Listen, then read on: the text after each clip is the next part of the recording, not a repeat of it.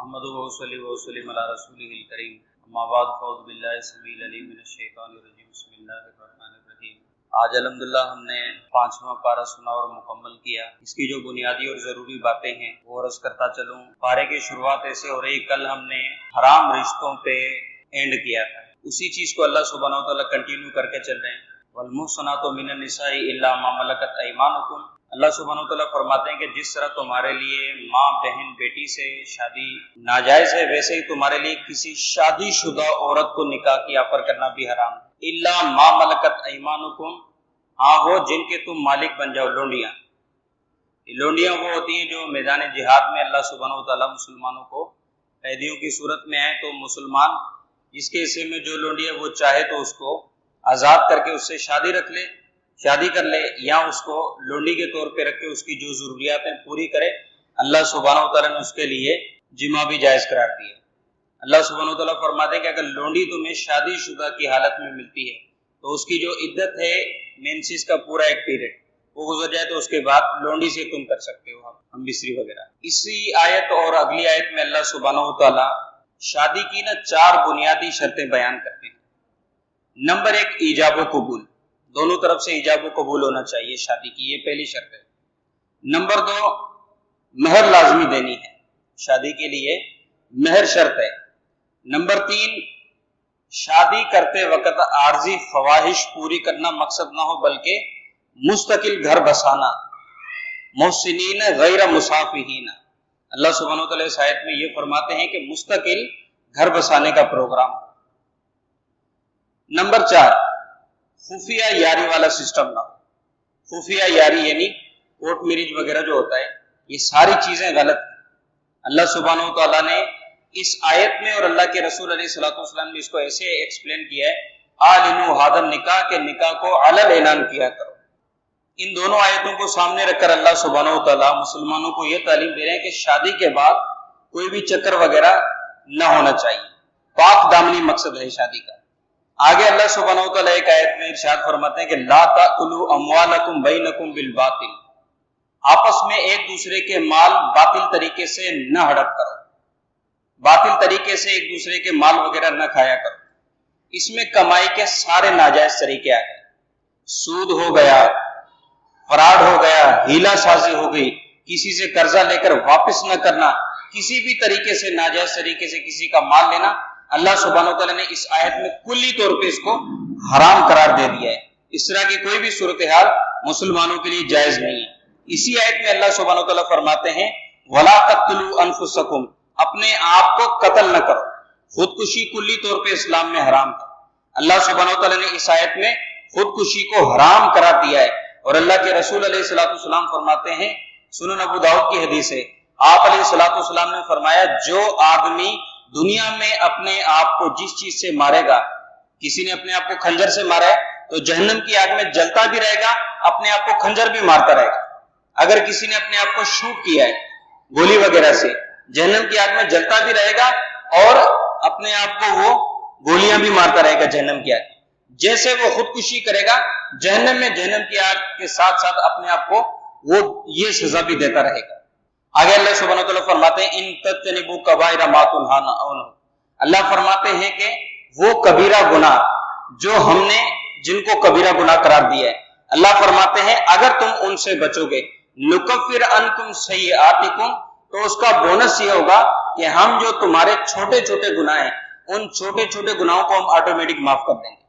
कबीरा वो गुनाह होता है कि जिस पे शरीयत में हद हो, सजा हो, या जिस पे अल्लाह सुब्हानहू व तआला ने अजाब बताया हो, या जिस पे डायरेक्ट जहन्नम की धमकी हो, ये कबीरा गुनाह होता है, ये कबीरा गुनाह होता है। और सय्यिआत उस गुनाह को कहते हैं कि जिसका गुनाह होना तो जाहिर हो, लेकिन जिसपे कोई खास सजा या इस तरह की कोई धौंस वगैरह ना हो, छोटे या सगीरा गुनाह। जैसे अल्लाह के रसूल अलैहिस्सलातु वस्सलाम ने फरमाया, रमजान से एक रमजान दूसरे रमजान तक कफारा होता है, लेकिन शर्त ये इज़्तुनिबल कबाइर, बीच में कबीरा गुनाहों से बचा जाए। साल पूरा इस रमजान से लेकर अगले रमजान तक आप कबीरा गुनाह न करें। अल्लाह सुब्हानहू व तआला फरमाते हैं ये रमजान बीच में जितने भी सगीरा गुनाह होंगे उनके लिए कफारा बन जाएगा।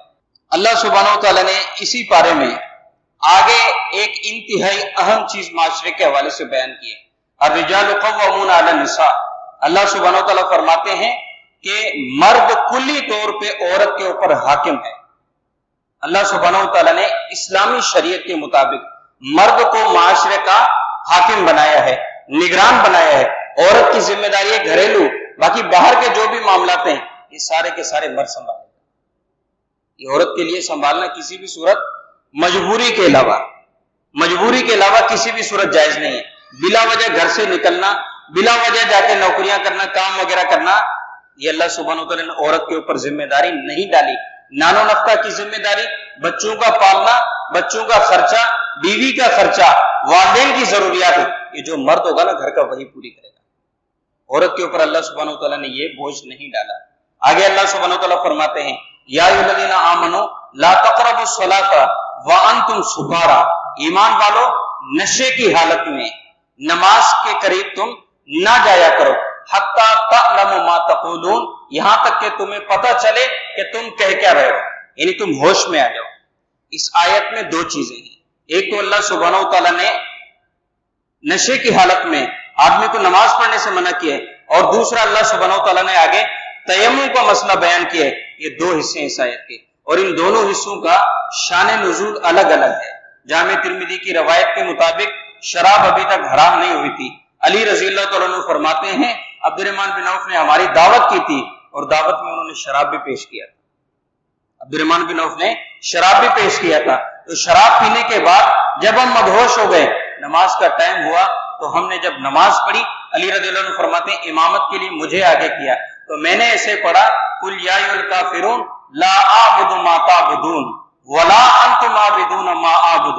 اس میں یہ کہ قل یا ایھا الکافرون، اے کافرو، لا اعبد ما تعبدون، جس کی تم عبادت کرتے ہو اس کی میں نہیں عبادت کروں گا، ولا انتم عابدون ما اعبد، اور جس کی میں عبادت کرتا ہوں اس کی عبادت تم نہیں کرتے۔ علی رضی اللہ عنہ فرماتے ہیں مجھے نہیں پتا چلا، میں نے زبان سے ایسے پڑھا نحن نعبد ما تعبدون، جن کی مشرکو تم پوجا کرتے ہو ہم بھی ان کی پوجا کرتے ہیں۔ حضرت علی رضی اللہ عنہ کی زبان سے یہ الفاظ نکل گئے، ہوش میں نہیں تھے اس وقت۔ اللہ سبحانہ و تعالیٰ نے پھر یہ آیت کا حصہ نازل کیا لا تقربوا الصلاۃ وانتم سکارا حتی تعلموا ما تقولون، نشے کی حالت میں نماز کے بالکل قریب نہیں جانا۔ اور اللہ کے رسول علیہ الصلوۃ والسلام نے فرمایا آدمی پہ اگر نیند کا غلبہ ہو تو نیند پہ غلبے کی صورت میں بھی آدمی نماز کو وہیں چھوڑ دے، جا کے آرام کرے، اسے نہیں پتا کہ وہ نماز میں کیا پڑھ رہے ہیں کیا نہیں پڑھ رہا۔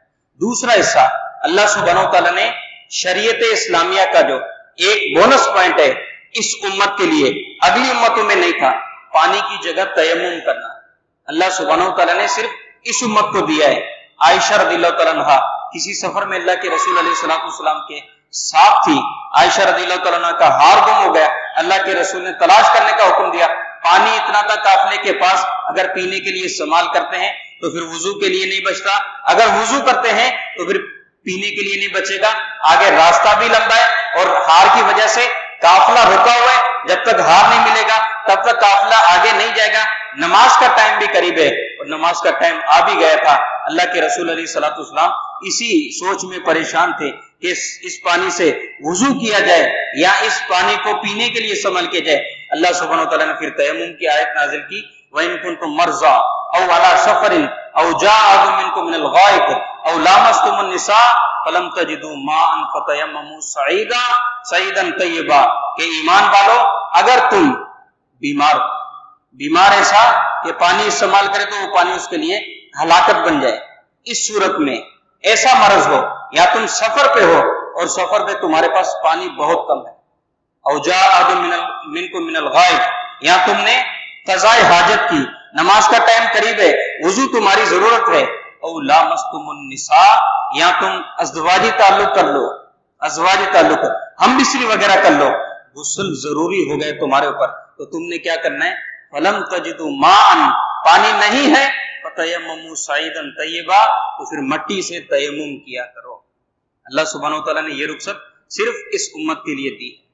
آگے اللہ سبحانہ و تعالیٰ ایک بہت ہی اہم بات کی طرف مومنوں کو خاص طور پہ اللہ سبحانہ و تعالیٰ تلقین کر رہے ہیں، وہ کیا ہے؟ اللہ فرماتے ہیں فلا وربک، اللہ خود اپنی قسم اٹھا رہے ہیں، خود اپنی قسم اٹھا رہے ہیں اللہ فرماتے ہیں فلا وربک، نبی آپ کے رب کی قسم لا یؤمنون حتی یحکموک فیما شجر بینہم کہ یہ لوگ تب تک مومن نہیں ہو سکتے جب تک اپنی اختلافی باتوں میں آپ کو کلی طور پہ فیصل تسلیم نہ کریں. جو آپ کا فیصلہ آ گیا اس کو کلی طور پہ جب تک تسلیم نہ کریں تب تک یہ لوگ مومن نہیں ہو سکتے. ہمارے ہاں کتنی اللہ کے رسول کے فرامین آتے ہیں, کتنی اللہ کے رسول کی حدیثیں آتی ہیں, کتنے مسائل پہ, نماز کے مسائل پہ, ٹخنوں سے پانچوں اوپر رکھنے کے حوالے سے, داڑھی کے مسائل پہ ہم ان کو کیسے رون کر آگے جا رہے ہوتے ہیں. کرنا چاہیے. اللہ سبحانہ وتعالیٰ فرماتے ہیں یہ تب تک مومن نہیں ہو سکتے جب تک آپ کو کلی طور پہ آپ کا فیصلہ وہ تسلیم نہ کریں. آگے اللہ سبحانہ وتعالیٰ نے جنت کے جو طبقات ہیں ذرا ان کی تقسیم بھی اللہ سبحانہ وتعالیٰ نے اسی پارے میں بتائی. اور میں وَمَن يُطِعِ اللَّهَ وَرَسُولَهُ اور میں جو اللہ اور رسول کی اطاعت کرے گا فَأُولَٰئِكَ مَعَ الَّذِينَ أَنْعَمَ اللَّهُ عَلَيْهِمْ مِنَ النَّبِيِّينَ وَالصِّدِّيقِينَ وَالشُّهَدَاءِ وَالصَّالِحِينَ اور میں یہ اللہ اور رسول کی اطاعت کرنے والے نبیوں کے ساتھ, شہیدوں کے ساتھ, صدیقین کے ساتھ اور نیک لوگوں کے ساتھ ہوں گے. یہ چار جنت کے بنیادی طبقے ہیں. لوگوں کی تقسیم کے حساب سے اللہ سبحانہ وتعالیٰ نے جنت کی یہ چار تقسیمیں رکھی ہیں. آگے اللہ سبحانہ وتعالیٰ طنز دے رہے ہیں ہمیں, طنز. افلا یتدبرون القرآن کہ لوگوں کو کیا ہوگا کہ قرآن کیوں نہیں سمجھتے, لوگ قرآن کیوں نہیں سمجھتے. اللہ سبحانہ وتعالیٰ اس آیت میں تانا دے رہے ہیں کہ تم قرآن کیوں نہیں سمجھتے.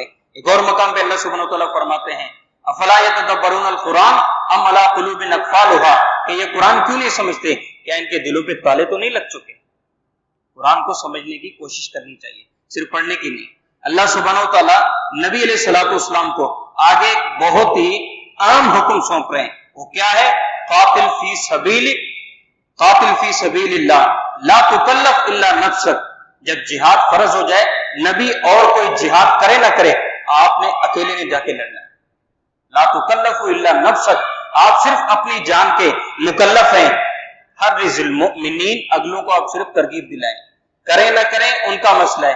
اگر نہ کریں لا تکلف الا نفسک, آپ اپنی جان کے مکلف ہیں, آپ جا کے قتال کرو. آگے اللہ سبحانہ وتعالیٰ قتل کا مسئلہ بیان کریں. اگر مومن کو قتل کر لے, مسلمان کو قتل کر لے, اللہ سبحانہ وتعالیٰ نے تھوڑا اس حوالے سے تقسیم بیان کی ہے. اللہ فرماتے ہیں وما کان لمؤمن ان یقتل مؤمنا الا خطأ. اللہ فرماتے ہیں کہ اگر غلطی سے مومن کو قتل کر لے تو اللہ سبحانہ وتعالیٰ فرماتے ہیں کہ یہ قابل معافی ہے. لیکن اس کی اللہ سبحانہ وتعالیٰ نے کچھ وضاحت کی ہے. وضاحت کیسے کی ہے؟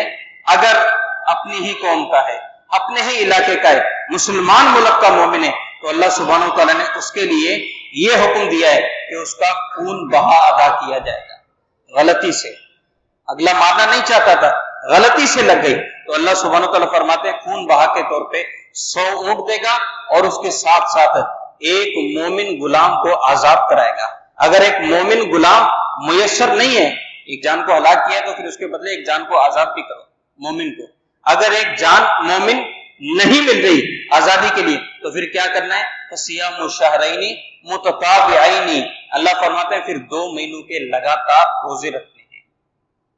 یہ تو وہ مومن ہو گیا جو مسلمان ملک کا ہے. لیکن مومن ایسے علاقے کا ہے کہ جو علاقہ کافروں کا ہے, ہندوستان وغیرہ دارالکفر ہے, وہاں کا مومن یہاں کے مومن سے غلطی سے قتل ہو گیا, تو پھر اس مومن کے لیے کیا کرنا ہے؟ اس مومن کے لیے یہ کرنا ہے, اللہ سبحانہ وتعالیٰ فرماتے ہیں کہ اس کے لیے صرف آپ نے ایک غلام آزاد کروانا ہے, صرف ایک غلام. اگر ایک غلام نہ ملے تو پھر آپ نے کیا کرنا ہے؟ 2 مہینوں کے روزے رکھنے ہیں.